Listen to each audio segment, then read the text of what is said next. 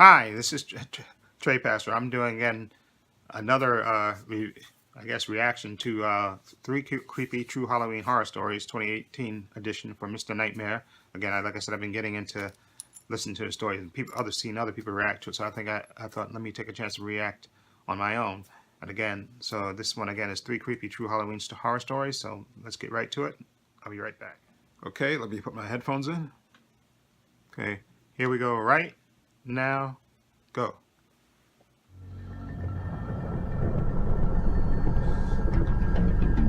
Appropriate scary music.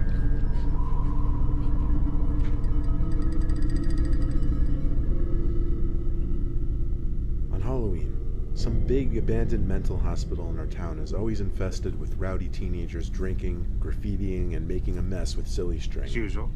Eventually the town caught wind of it, and one particular Halloween, when my friends Rye, Carl, and I wanted to go exploring, apparently the town barred off every window on the first floor of the building. Security of the perimeter was also ramped up drastically. We found out the hard way after cutting through the woods and seeing security telling a mob of teens to go home. Okay. We didn't give up there, though. We snuck around the perimeter through the woods to another side with no people. Then we hopped the fence and started looking for a way in. Crazy. That's when we found out that all the windows had been barricaded with carbon steel bars. We heard commotion all around us, but managed to stay under the radar. We didn't want to give up, though, and through our determination to find a way in, Rye spotted one window that wasn't boarded up with steel, but rather wood planks. We all had boots on, so kicking the plank in seemed plausible. However, the window was simply too high to kick up at, so Carl and I lifted Rye and actually used him and his boots as a sort of battering ram. Crazy. The wood was wet and apparently rotted, so it actually snapped rather easily. After that, we simply ripped off the remainder of wood, and boom, we had our way in. Silly ass. We had to hurry, though, before security might see. We gave Rye a boost up since he's the shortest. Then Carl and I leaped up to the ledge and squeezed in. There was junk and debris everywhere, so I took some long, flat piece of wood and covered the window with it to hide our way of entry. After that, we were all alone in a giant abandoned psych ward to explore on Halloween. Silly. Carl brought a few cans of spray paint in his backpack that we planned to use. First, we had to find a good spot to use them. Carl also brought 3 flashlights for us since, of course, it was pitch black in there. It was also weird stepping out from the cold, windy outside with the commotion and yelling going on to the scarily dead, silent interior. We planned on going to the top to possibly get to the roof, so we looked around for the stairs going through the dead, silent hallways. It really seemed like we were the only ones who found a way inside. We eventually found the stairs and climbed like 10 half flights of stairs to, I guess, the 6th floor. However, there was one more floor, the roof level, but the stairs in the hall we were in didn't lead up there. Okay. So we had to begin our search for the separate stairs to the roof level. As we were in a long, creepy corridor, there was suddenly a huge bang down the hall. We all aimed our flashlights down there, but the hallway was too long to truly see anything all the way down there. Apparently we weren't the only ones in this building. Exactly. We tried to stay clear just in case it was security, so we went the opposite direction. We checked the whole hallway, then turned down some intersecting hallway area. I was in the back, so I would occasionally just glance behind me, just because it was a dark, abandoned building. Okay. A little after turning a corner, there was a crack in a piece of wood behind me. Oh boy. I turned since I was the only one to seem to notice it, and right there was someone peeking their head from around the corner, looking at us. Get them. But when I noticed them, they disappeared down the other hall. I called out, "Yo." I'm not really sure if it was directed to my friends, to the person I just saw, or both. Okay. My friend stopped and looked back. We went back to the corner where the halls intersected to look down that other hallway, but the guy I saw wasn't there. My friends didn't know whether I was joking or not, but at least now I knew we weren't alone in there. Eventually, we came to a part of the hall where 90% of the floor was missing, minus a very small strip still left intact. Jesus. Rye insisted we were going over that, and volunteered to go first. After looking down the hole and realizing it wasn't that much of a drop, I was okay with it. It dropped into what appeared to be a bathroom, or at least what once was a bathroom. To cross, we pressed up the front of our shoes to the wall and grabbed onto a pipe that ran up the upper wall as support. I crossed last, and my 2 friends apparently didn't wait for me, because they disappeared down the hall as I called for them. Thanks a lot. I then slowly started to cross the extremely narrow bridge between the two sides of the hole, when suddenly I felt something grab the back of my shoe. Oh! At first I thought it was one of my friends messing with me, but that didn't make sense. They couldn't have gotten down there so Exactly. quickly. I had no free hands to be holding my flashlight though, and my friends were already gone down the hall. Ah! So I was almost in complete darkness and couldn't see who or what was trying to pull me down into that hole. Sir. I screamed for my life, so loud it could probably be heard throughout the building. Yeah. My friends came rushing back, and as light once again poured into the hole, the grip on my leg was released, Sir. and then there was a sound of running from down below. Yeah. We didn't try to go down there and fight the guy. We didn't even look down there to see how he could have reached me or if he was even still there. Yeah. I just forced my friends to come with me all the way down the stairs back to the first floor. Sir. But now we had another problem. What? We forgot how we got in. Oh boy. There was only that one window which wasn't barred up with steel, Yeah. and we blocked it with wood. Yeah. We were looking around in a hurry because of what happened. Yeah. Nobody would play a joke like that. Sir. It felt like we were navigating a maze down there on the first floor, looking for that stupid window. Every corner we turned, I was afraid we were going to see that face, peering from another corner. And it happened. Since I was now the one leading the three of us, I was the first to see it. At the end of the hall we were running down, there was that person, hiding half his body behind the wall. Sir. This time, as opposed to last time, however, I could actually see that he was wearing a mask. Was it the same person who tried grabbing me through that hole? I don't know. Probably was. But I still don't doubt it. We turned the other way and ran. We didn't stop running until we finally found that window we entered through. Sir. Climbing out was easier than climbing Sir. in. And by the time we got outside, it seemed most of the commotion going on outside was gone. Yeah. Security seemed to have kicked most of the people off the premises. We could have found a security guard and warned them of a potential psychopath in the building, but that would risk us getting busted. Sir. So instead, we ran back through the woods to the car. The rest of the night, we hung out in a parking lot, and that was our 2016 Halloween. Dumbass. She could have got killed. That could have been a real psycho for all you know. Okay, story 2. When I was 9 years old, my parents let me go trick-or-treating without them for the first time ever. 9? I went with my best friend at the time, Mikey, Okay. who was also 9. Come on. We were to be back home by 9 o'clock the latest, though.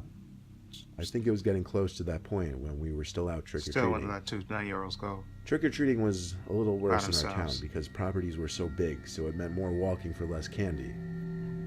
We came to one house, which sat on a corner and was isolated by a set of tall bushes. We rang the bell as usual. I still remember it all so clearly.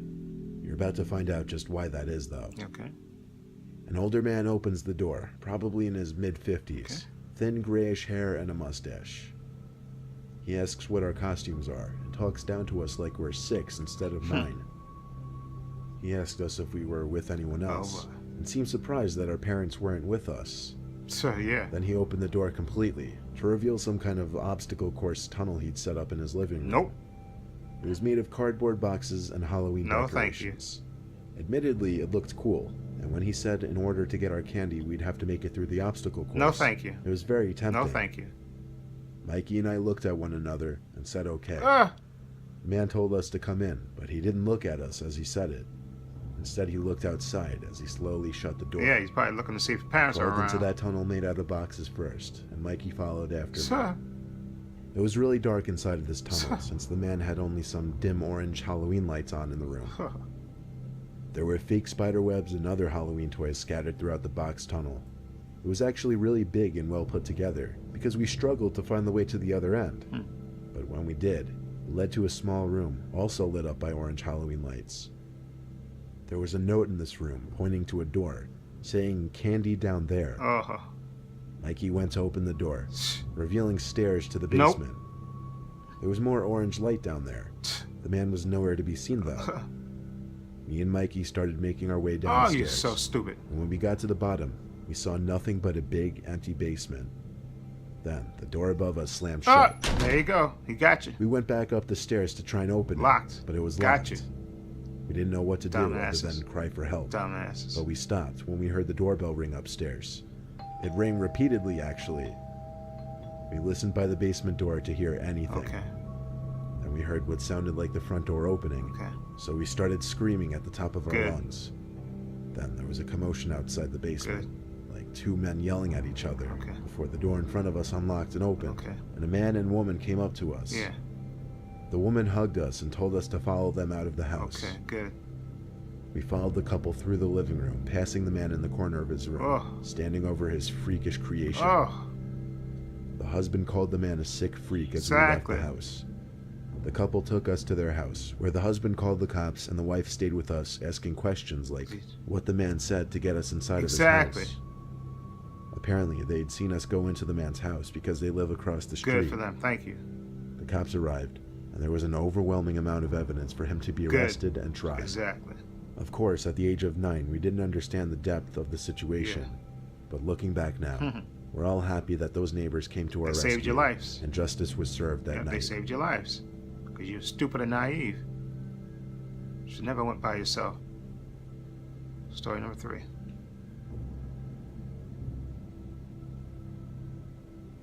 Halloween has been my least favorite holiday ever since I graduated college and got my own place. Okay.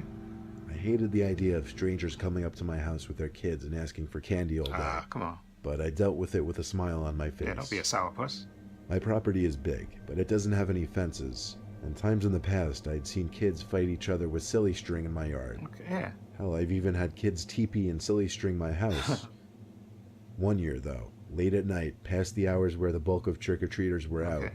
I got another ring from the doorbell, Okay. and my dog Mika started going crazy, barking as she had been doing all Okay. day.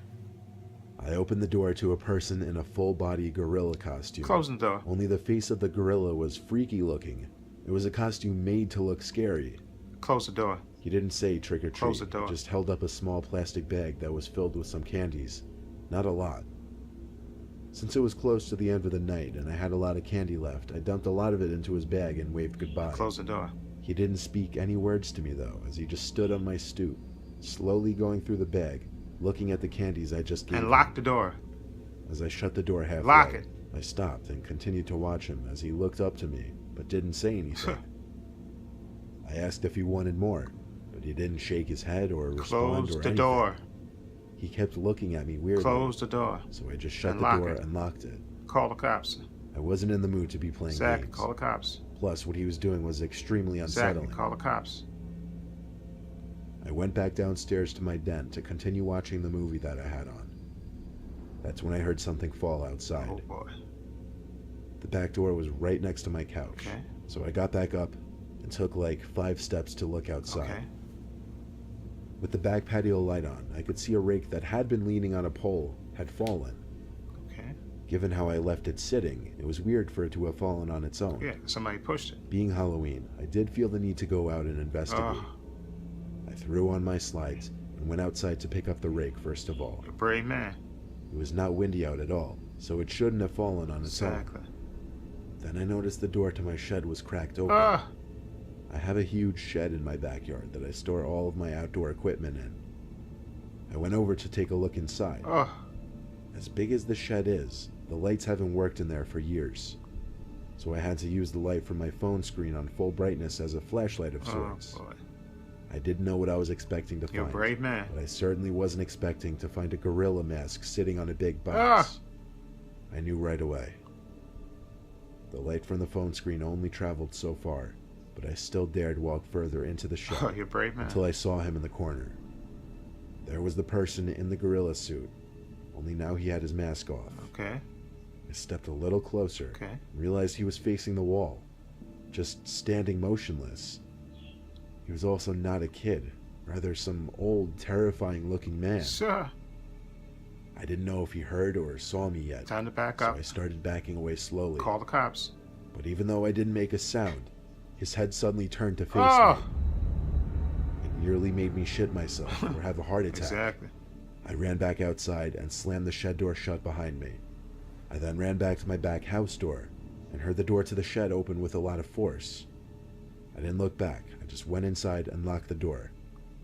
Then, of course, I called the police to report a trespasser on my property. Should have been called cops. It figures, however, by the time the cops arrived, the guy in the gorilla suit was gone, mask and all.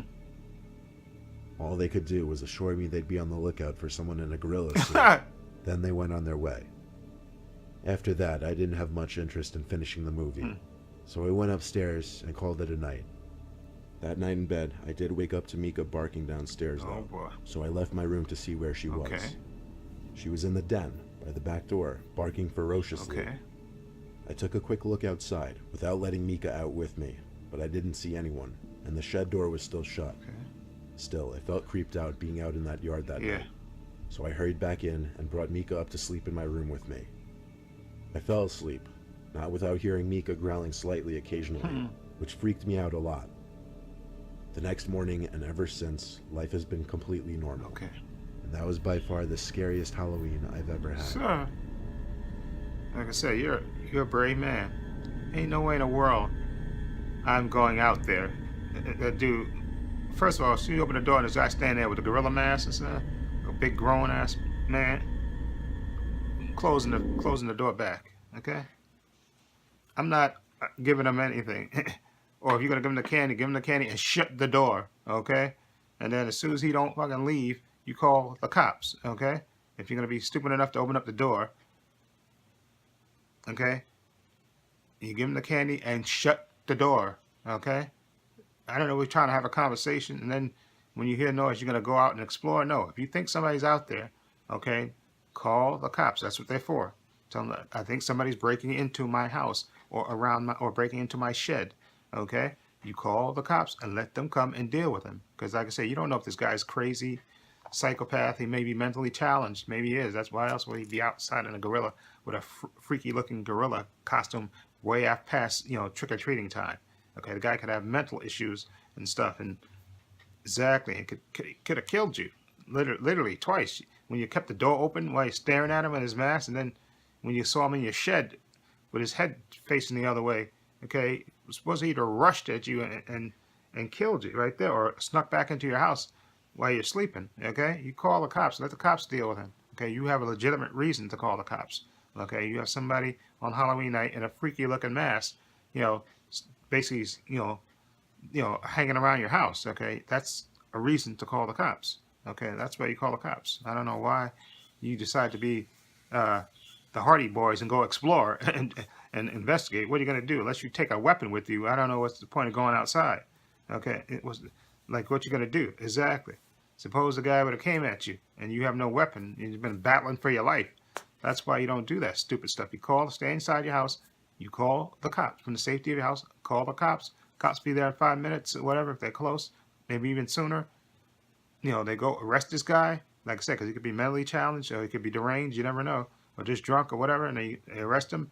He's out of your life. Okay, but you want to go explore, putting your life more at risk.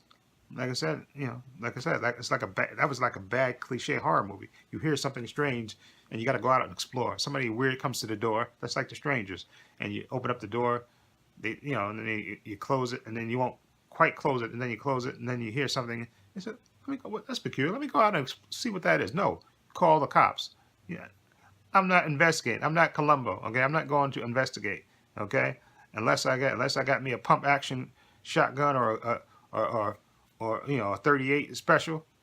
I'm not going outside to explore. Okay, that's the only way I'm going outside that door to explore, to see what that is. Unless I got a nice thing of steel, okay, to put some bullets in somebody behind if they try to, do something freaky on me.